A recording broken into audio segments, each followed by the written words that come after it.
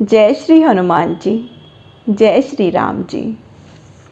सोपान 11, सीता जी से भेंट और लंका दहन। हनुमान जी ने सुमाली, विद्युन्माली, विद्युजीवह, धूम्राक्ष, हस्तिमुख, हस्तकरण, कुंभकर्ण, महोदर, कराल, विरूपाक्ष, प्रहस्त, शठ, ध्वज, ग्रीव आदि प्रायः सभी प्रमुख योद्धाओं के भवन तथा नगर की वित्तीय एवं प्रमुख मार्ग देख लिए। इसी बहाने उन्होंने रावण का शास्त्रागार, अस्तबल, हाथी खाने तथा सैन्य बल आदि को भी देखा और लंका के नक्शे को मस्तिष्क में बिठा लिया। आगे युद्ध होने पर यह सारी खोज काम आने वाली थी। नगर के प्रायः सभी प्रमुख स्थानों को देखने के बाद भी सीता जी उन्हें कहीं न दिखी। रात्रि आधी से भी अधिक व्यतीत हो चुकी थी। हनुमान जी का धैर्य छूटा जा रहा था। तभी उनकी दृष्टि एक ऐसे भवन पर पड़ी जिसके द्वार पर राम का नाम अंकित था। हनुमान जी के नेत्र तथा मुखमंडल प्रसन्नता से चमक उठे। उन्होंने अंकित नाम में ही राम की छवि के दर्शन कर मन ही मन प्रणाम किया। लंका नगरी में जहाँ राक्षसों का निवास था तथा मद और विलासता का ही साम्राज्य था, वहाँ अपने भवन के द्वार पर राम राम अंकित करके रहने वाला महात्मा ये कौन था? हनुमान जी ने देखा कि सब ऐश्वर्यपूर्ण भवनों की अपेक्षा यह भवन बहुत ही सादगी से पूर्ण, शुचिता संपन्न था। ब्रह्म मुहूर्त समीप आ रहा था। शीघ्र ही सवेरा हो जाने वाला था। हनुमान जी उस भवन को भी भीतर से देख लेने की जिज्ञासा से भरे। जब उसके समीप पहुँचे तो उनको भीतर से राम नाम जपने की ध्वनि सुनाई दी। वे आनंद और उत्कंठा से भर गए। स्वयं को एक ब्राह्मण के रूप में परिवर्तित करके वे भी राम का नाम जपने लगे। ये तो निश्चित था कि वह भवन किसी राम भक्त महात्मा का है। हनुमान जी शीघ्र ही उस महापुरुष के दर्शन कर लेना चाहते थे। विभीषण से भेंट। बाहर से आने वाले राम नाम को सुनकर उस महात्मा ने भवन के कपाट खोले, ब्राह्मण के रूप में खड़े हनुमान जी का अभिवादन किया और आश्चर्य के साथ पूछा, ही ब्राह्मण, राक्षसों की इस नगरी में राम का नाम सिमरन करने वाले आप कौन हैं?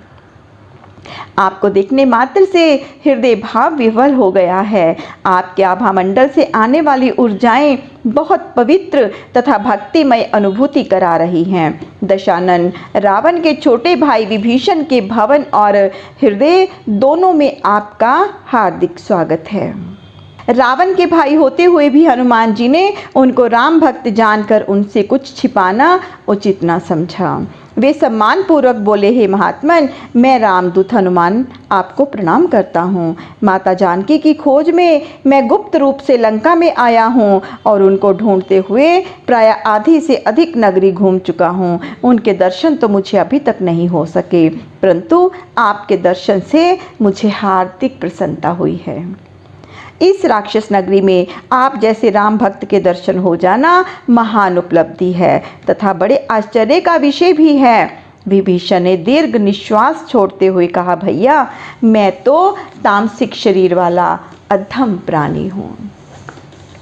मुझसे राम का भजन कहाँ हो पाता है। बस दशानन के भय से चोरी छिपे ही कुछ राम नाम स्मरण कर लेता हूँ। जैसे मुख में कठोर दांतों के बीच जीभ रहती है, लंका में मेरी भी कुछ ऐसी ही स्थिति है। तुम सौभाग्यशाली हो जो प्रभु के सानिध्य में रहते हो। उनकी सेवा उपासना के अवसर तुम्हें सुलभ रहते हैं और प्रभु का कार्य करने का सुअवसर भी तुमको प्राप्त होता है। मैं अकिंचन तो तुम्हारे जैसे भाग्यवान राम भक्त के दर्शन पाकर ही धन्य हो गया हूँ। मैं नीच स्वभाव का राक्षस जाति का प्राणी तो उनके चरणों की सेवा के योग्य भी नहीं हूँ। जिन चरण कमलों का दरस्पर्श तुम्हें नित्य उपलब्ध है, ऐसा कहते हुए भावातिरेक से विभीषण का गला रुंध गया और नेत्रों से आंसू छलछला आए और वे मौन हो गए। हनुमान जी ने उनको सांत्वना देते हुए कहा, हे महात्मन, खेद न करें, मैं ही कौन सा श्रेष्ठ कुल में उत्पन्न हूँ। वानर जाति का शूद्र प्राणी हूँ। प्रातःकाल जो हमारा नाम लेता है उसे उस दिन भोजन भी प्राप्त नहीं होता, परंतु प्रभु राम इस ऊंच नीच को नहीं देखते। वे तो शरणागत वत्सल हैं तथा अकारण ही कृपा करने वाले करुणा सिंधु हैं। उन्होंने तो निषाद राज केवट को भी मित्र मानकर हृदय से लगाया। भिलनी शबरी के भक्ति भाव से सने जूठे बेर खाए। हम वानरों, भालुओं तथा रीछों को भी अपनाया, तो फिर आप पर उनकी कृपा क्यों नहीं होगी। आप धैर्य रखें, आपको प्रभु राम अवश्य दर्श परस का अवसर प्रदान करेंगे और अपनी छत्र छाया में लेंगे, इसमें लेश मात्र भी संदेह नहीं है। इस प्रकार हनुमान जी ने विभीषण को सांत्वना प्रदान की। दोनों को ही एक दूसरे से भेंट करके अत्यंत आनंद की अनुभूति हो रही थी। एक भक्त का दूसरे भक्त से मिलना भी भगवान के दर्शन हो जाने के समान ही होता है। विभीषण ने हनुमान जी का आतिथ्य सत्कार करना चाहा, परंतु इतना समय नहीं था कि आतिथ्य ग्रहण किया जाए। सज्जनों के लिए प्रेम पूर्वक मिलना और मधुर वचना बोलना ही पर्याप्त आतिथ्य होता है। विभीषण ने हनुमान जी को बताया कि सीता माता अशोक वाटिका में रखी गई हैं। फिर उनको वहाँ का मार्ग समझा दिया।